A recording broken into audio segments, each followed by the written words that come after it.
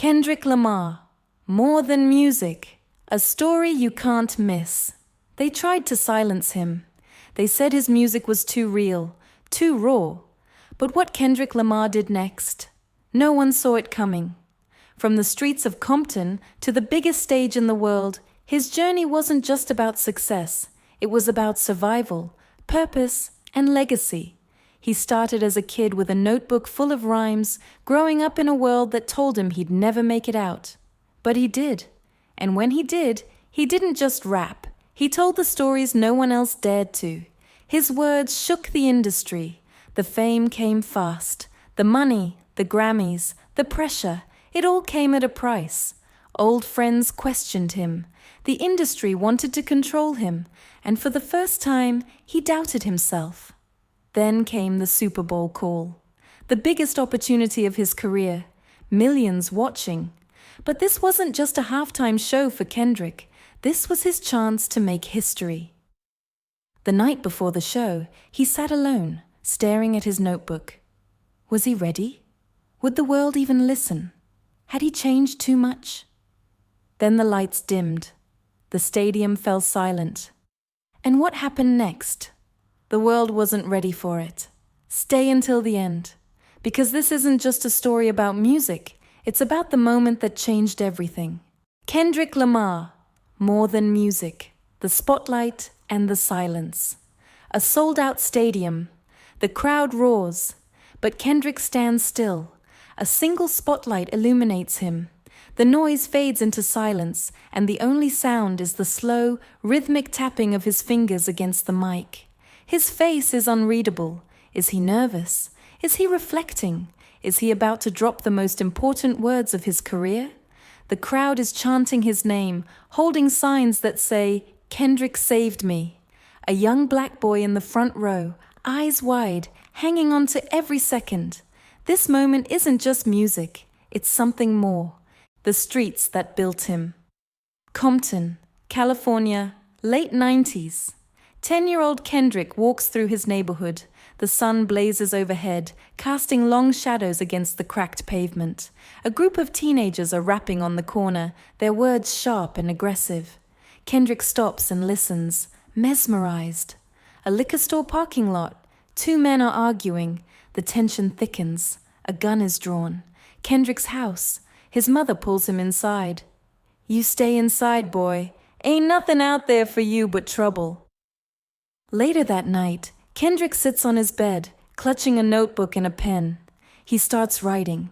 The first rhymes. A middle school hallway. Kendrick, now 12, sits on the floor, scribbling in his notebook. A group of kids huddled in a circle. They're rapping, trading lines back and forth. One of the kids points at Kendrick. "You got something, man. You write all the time. Let's hear it." Kendrick's heart pounds. He takes a deep breath and starts rapping. At first, his voice is shaky. Then it grows. His confidence builds.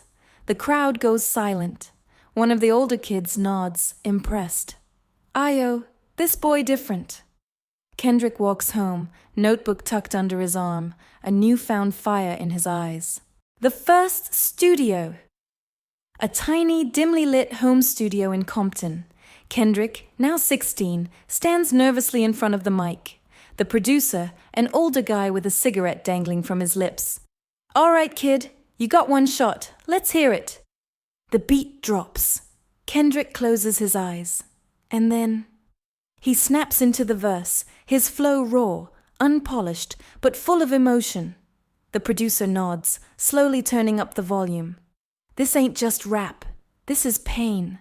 The industry calls a record label office in downtown LA. Kendrick, now in his early 20s, sitting across from a powerful music executive.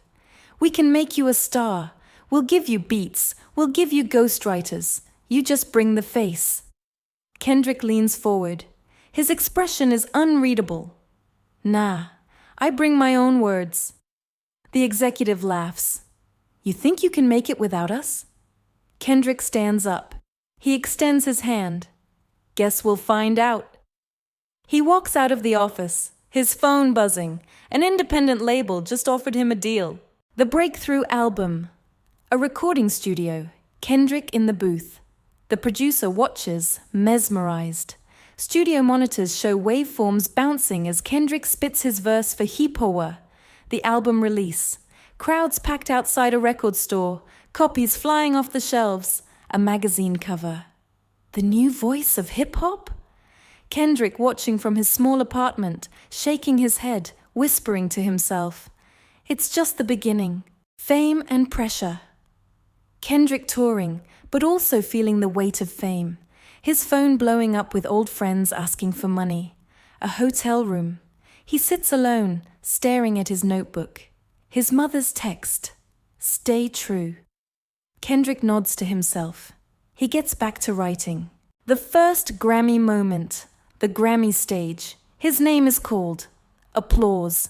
He walks up, holding the trophy, but he doesn't celebrate. He just looks at the crowd, deep in thought. Backstage. A young black kid stops him. You changed my life, man. Kendrick nods, patting his shoulder. This is why he does it. The cost of success. An empty hotel room. He stares at his reflection. Who am I becoming? Old friends calling. Some asking for money, some warning him to stay true. He picks up his notebook. He writes, The Super Bowl offer, a boardroom.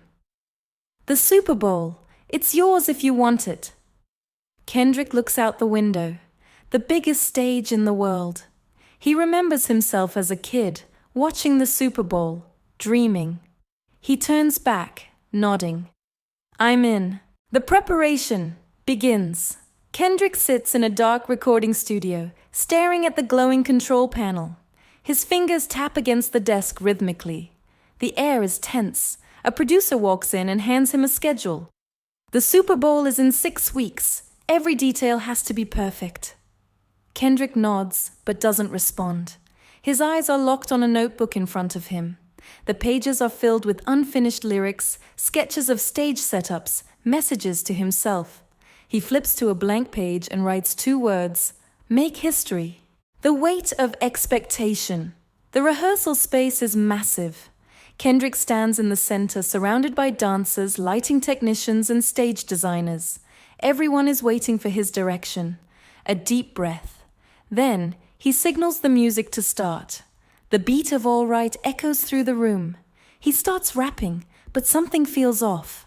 The sound engineer stops the music. You okay, man? Kendrick wipes sweat from his forehead. Yeah, just need to get it right. The doubt creeps in a late night. Kendrick sits alone in his car, parked outside his childhood home in Compton. He watches a group of young kids playing on the sidewalk, rapping and laughing. One of them reminds him of himself. His phone buzzes, an old friend calling. You still one of us, right? Silence. Kendrick exhales and looks up at the streetlight flickering above. I never left. But deep down, he wonders, has he changed too much? The moment before the stage backstage. The stadium is shaking from the energy of the crowd. The countdown begins. A stage assistant checks his mic. A producer gives him a last-minute rundown. Kendrick blocks it all out. He closes his eyes. In his mind, he's back in Compton. The street corners, the ciphers, the struggle. He hears his mother's voice, his father's warnings, the laughter of the kids playing outside his window. Then, his cue. The music starts. Kendrick steps forward, into the light. The Super Bowl begins. The Super Bowl performance. The stadium. The world is watching. The beat of All Right drops. The crowd is full of fans, families, and a little black boy rapping along. Kendrick smiles, knowing this moment is bigger than him. The aftermath. The internet explodes with praise. Kendrick sits backstage, scrolling through messages, but his mind isn't on the fame, it's on what's next. His phone buzzes, a call from a teacher in Compton. She wants him to visit. He says yes without hesitation. Giving back. Kendrick walks into a community center in Compton. No cameras, no press, just him. Kids rush up to him. Some rap their own verses. Others just want to shake his hand. He listens. He encourages. He never forgot where he came from. The reflection. Late night drive through the city. He listens to his own music. A tear rolls down his cheek. He whispers, "We made it." The final shot. Kendrick in a dark studio, writing his next masterpiece. He looks up, smirks at the camera. It's not about me, it's about the message. Thank you for watching. If this story moved you, don't forget to like, comment, and subscribe for more inspiring stories. Never forget where you came from. See you in the next one.